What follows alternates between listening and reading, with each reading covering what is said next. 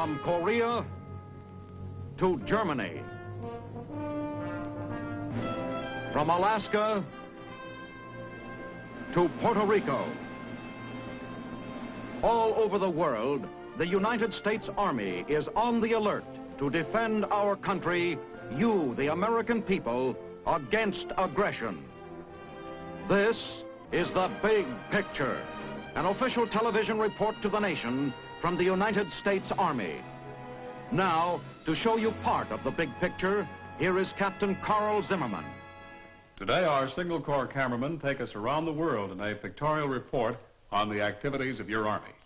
A story of helicopters over Berlin, training of the South Korean Army, French forces in action, testing of the armored vest by the infantry and the quartermaster corps, a review of the 8th Army Honor Guard, and a report on the work of the wax in Europe. First, we take you to Berlin, and this report from the Tempelhof Air Terminal.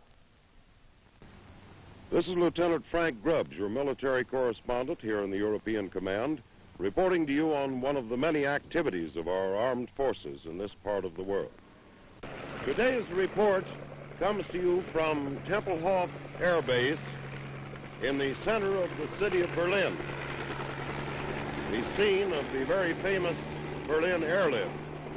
The story of the airlift has been told many times, but today we're going to tell you of a new and unusual activity here. Now, landing just behind me is one of the helicopters who regularly patrol the western sectors of Berlin. Its pilot is Captain Mel Schumacher. We're going to talk with Captain Schumacher to learn the story of helicopters over Berlin. How do you do, Captain Schumacher? How do you do? Sir, you're from what part of the States? Wyoming, Laramie, Wyoming. Laramie, Wyoming. We'd like to ask you a few questions about your unit and about its mission here, if you don't mind answering them. Oh, certainly. Be glad to. What is the designation of your unit, Captain? This is the Army Aviation Section of the 6th Infantry Regiment. Well, then you're not an Air Force unit based here, but an Army unit. Definitely. We are an Army unit, but based on Tempelhof Air Base. Captain, we know that infantry regiments have L-type, liaison-type planes. In this case, the 6th Infantry Regiment has helicopters. Will you tell us why? There are two reasons. One, the peculiar characteristics of the area that we have to cover here in Berlin. There are 3 Allied sectors and approximately 3 million people congested, packed within these sectors. 2, the maneuverability of this aircraft allows us to hover, land, take off from small areas. Also, land in streets if it's necessary. It's an ideal ship for this type of work. Could you tell us something about the history, the background of your unit? Well, due to the mission we have to perform here, it was felt that an aircraft of this type would be, could be well adapted, and the authorization was granted, and this section was activated in May 1951. Since that date, we have been in continuous operation here. A routine mission for these helicopter pilots may consist of patrolling the borders of the West Sector. The remains of the once proud Brandenburg Gate can be seen just over the border in the Soviet zone. The new marble structure is a memorial in honor of the Russian soldiers killed in the Second World War.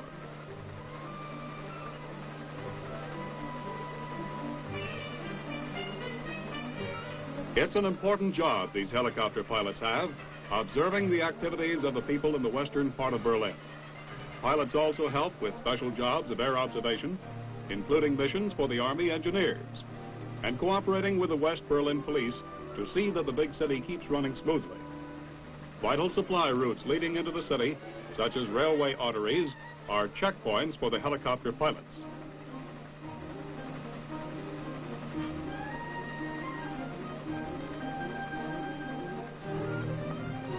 Power plants, too, are important to the city's well-being.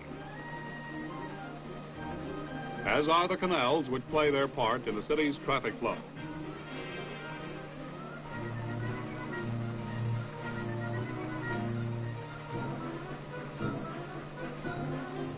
Yes, there are many useful jobs to be done by the versatile helicopters over Berlin. We'll return to Europe later, but now a report on our Korean Military Assistance Group. We learn how our officers and men are helping in the training of the South Korean Army. That the U in UN means united is an everyday fact in the 10th Corps sector of Korea. Here, seeking a mutual goal, victory over the communists, American and South Korean Army officers work side by side. The Americans are called the KMAG, for Korean Military Advisory Group. KMAG officers advise ROK, Republic of Korea officers, on the organization, training, and operation of a modern army. KMAG and ROK officers coordinate in almost every Army activity. Because of the mountainous Korean terrain, there's plenty of work to be done by the ROK engineers, assisted by the KMAG advisor, building roads, bridges, and airfields. Another continuous job is the problem of logistics, which means getting what you need, where you need it, on time. Here again, the KMAG advisor and the ROK officer work together in close harmony. Some frontline Republic of Korea troops are supplied by this water route, which terminates in a tramway at the top of a mountain. In the ROK Division headquarters, a KMAG officer assists and advises the South Korean commanding general in establishing policy and arriving at basic decisions. A diplomat and a soldier, the senior advisor must gain the confidence of the general and help him fit the ROK division into the UN team. The ROK general, young, aggressive, and able, is typical of the new leadership in the South Korean Army. An interruption by the ROK G3 officer, who has an urgent message for the general.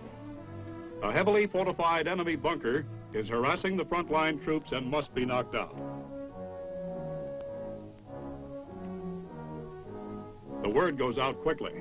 Artillery is ordered to destroy the enemy position. Meanwhile, the division KMAG operations advisor alerts the artillery advisor, and along the lines go the messages that set in motion the effective KMAG and ROK teamwork. As the KMAG artillery advisor looks on, the ROK battery executive officer gives the firing orders.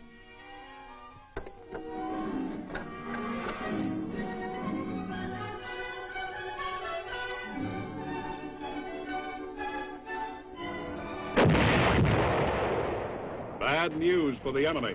On the way.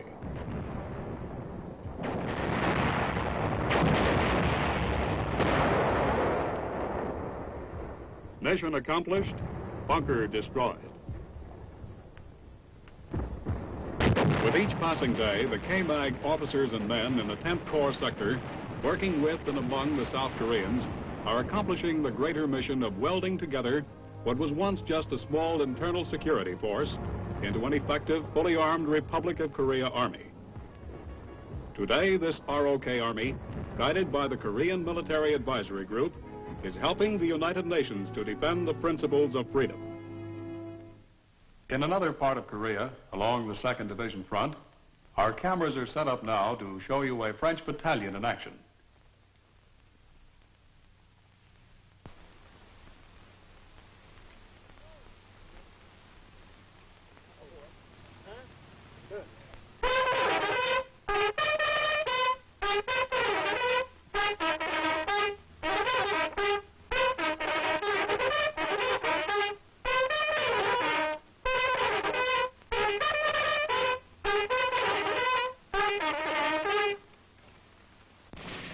The Volunteer French Battalion is a very effective part of the UN forces fighting in Korea. These hardy veterans of many bitter Korean battles have a unique method of target practice.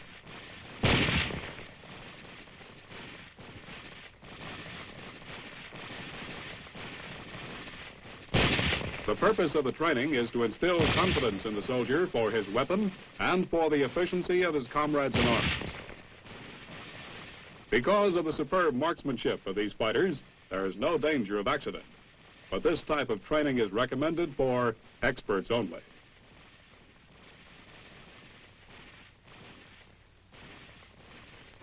Assaulting a hill or enemy position is another specialty of the unit. A murderous concentration of fire at short range, such as this, inflicts heavy punishment to enemy forces. This is Lieutenant Colonel Francois Boré, commander of French forces in Korea. Colonel, we've just witnessed some very interesting training with your battalion. Would you tell us the purpose of this type of training? The purpose of this kind of training is to develop the self-control and chiefly confidence in their friends.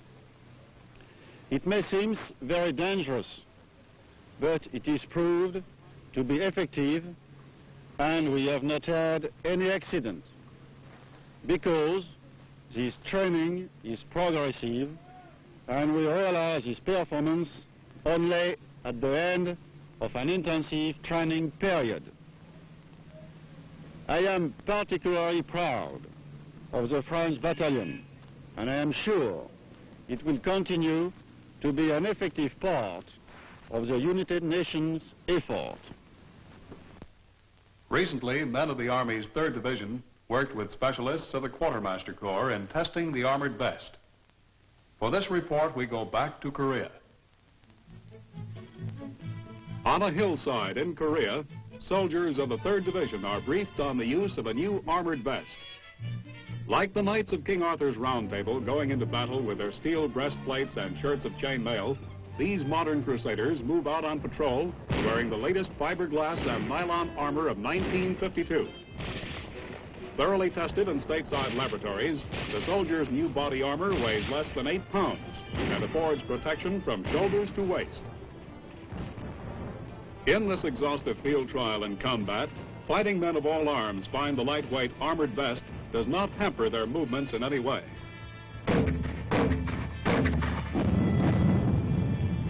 While the armor is definitely not a so-called bulletproof vest, it will stop low-velocity small arms fire and, most important, fragmentation bursts which cause more than 70% of all combat casualties. At the rendezvous area, the members of the patrol report on their vests to the inspecting officer. Shipped back to Quartermaster Repair Center, battle-scarred vests are examined by experts and the field reports are read.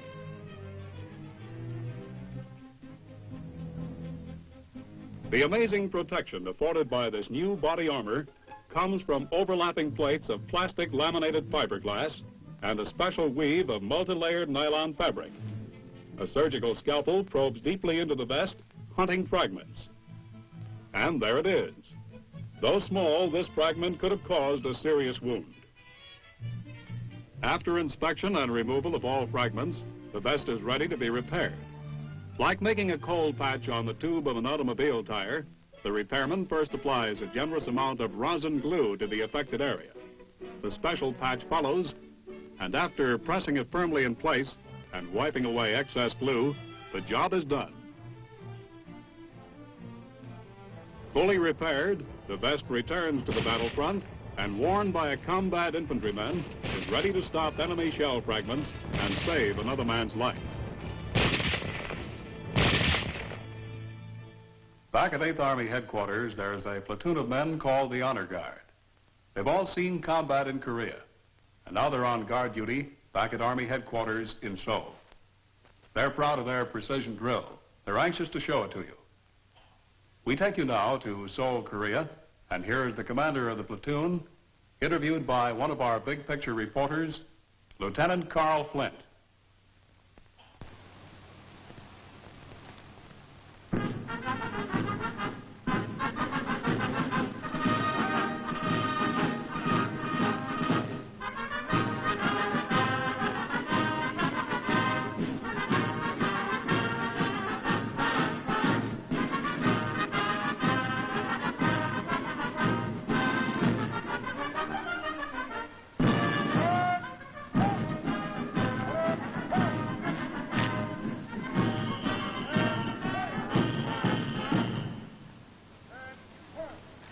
This is Lieutenant Carl Flint speaking to you from the grounds of the Toksukung Palace in Seoul, Korea. The men you see hard at work drilling are members of the 8th Army Honor Guard. This unique organization is a platoon composed of combat men with representatives from every American division now fighting in Korea.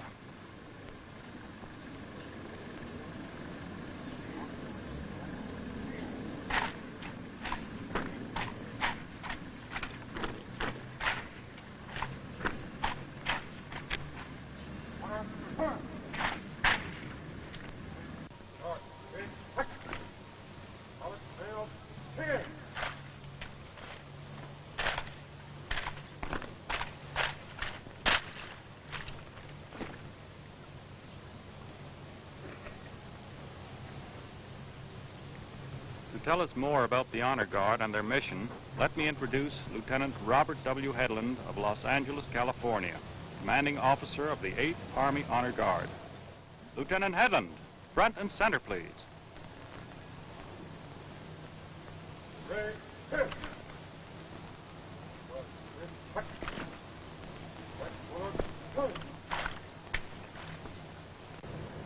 Bob, when was the Honor Guard activated?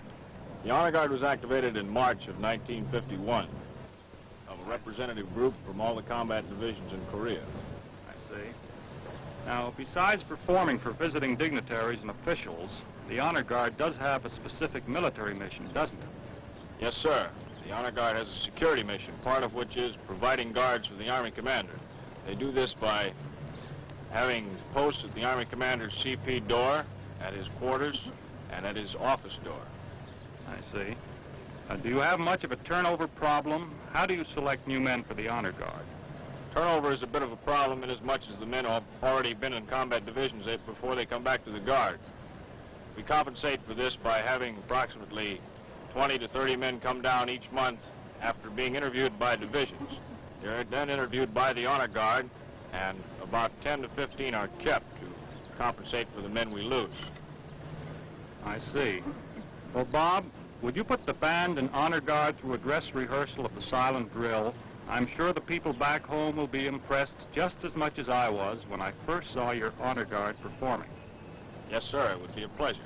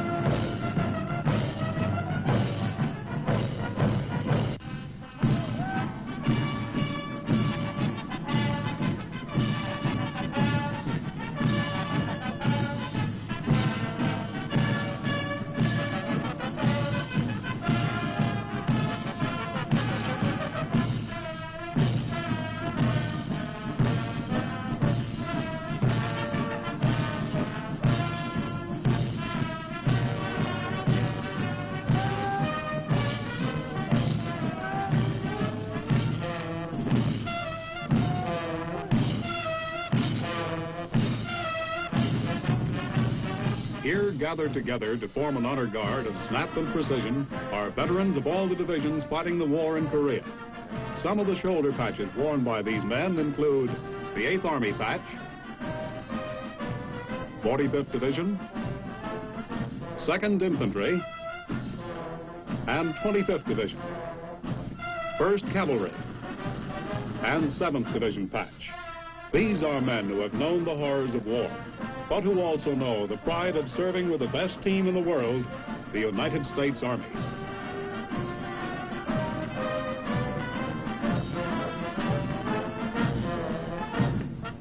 Present!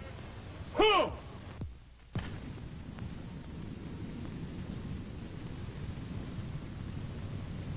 Hold up! Huh! Right shoulder! Huh!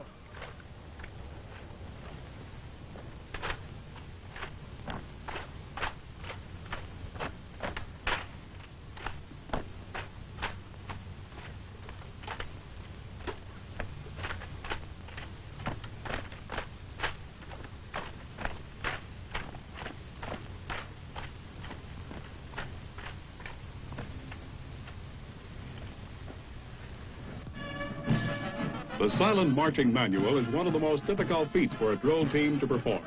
Since there are no verbal commands given during the entire manual, each man is required to keep in perfect rhythm with the rest of the unit at all times. To accomplish this, each soldier must concentrate not only on the marching cadence and movements, but on the cadence and movement of his rifle as well.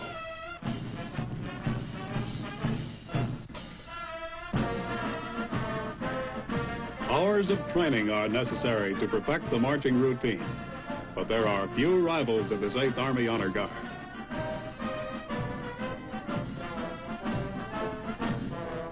Each soldier is called on to perform as an integral part of a platoon, sometimes moving with the entire platoon, other times operating with his particular squad, and often performing as an individual in coordination with the rest of the unit. Their exacting synchronization of rhythm and movement are a constant source of pride to troops in the Far East Command.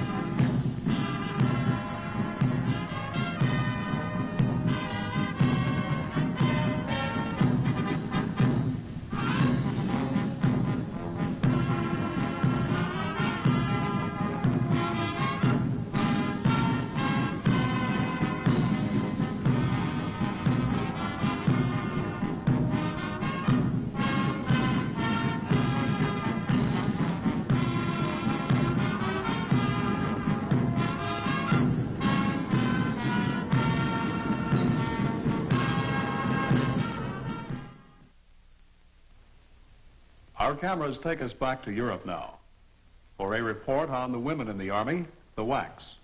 And to greet us, here is a very charming young lady. Well, hi there. I am one of the many WACs serving in Europe.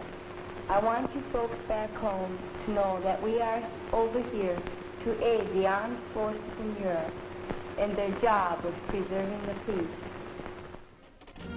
And it's a bang-up job they're turning out. In communications, as operators of complicated accounting and business machines, and in the Army's dental and medical laboratories, or as specialists over drafting boards. At these and countless other jobs in European Command Headquarters, Uncle Sam's career women are continuing to prove that soldiering is no longer exclusively a man's profession. Like her brother in the ranks, the WAC at Heidelberg knows all the duties and obligations of the soldier, and even field work is part of her daily routine. The diehards of the old school begrudgingly admit that thanks to map reading, these are young women who really know their way around. With equal skill, the hand that held the compact has taken up the compass. With justifiable pride in themselves and their outfit, UCOM's WACs turn out on the parade grounds in a way to make seasoned troops sit up and take notice. Spit and polish isn't confined to the parade grounds. Patton House, the WAC's quarters, is subject to regular inspection where personal appearance and care of equipment must measure up to military standards. Teaching isn't confined to housekeeping. Many of these young women are enrolled in the Army's I&D classes to work for degrees conferred by the University of Maryland's Overseas Unit. Now, will you please all say the sentence, Heidelberg ist schön. Heidelberg ist schön. Well, that's just excellent. there's room in the Career Women's Program for social welfare work. Under the friendly guidance of these ambassadors of goodwill, German youth is learning to play, work, and train for a life in the newer democratic Germany. Athletics and outdoor recreation have their place in the WAC's life, and the Army provides facilities and equipment for enjoying them.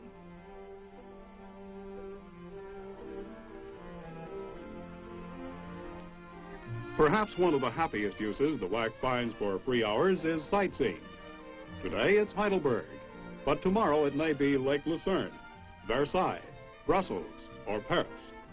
To the average American, these are dreams never to be realized, just names or pictures out of travel agency advertisements. To the WAC at UCOM, they are easily reached playgrounds where she may spend her next furlough.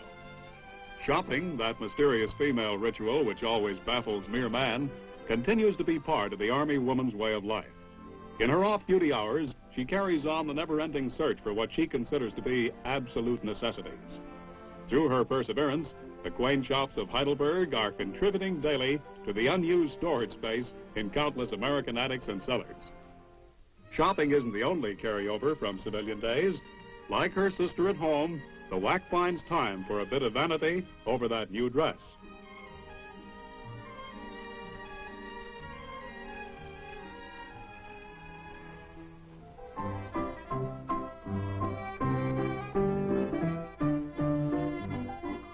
At work and at play, the UCOM WAC finds in her Army career a rich and rewarding experience.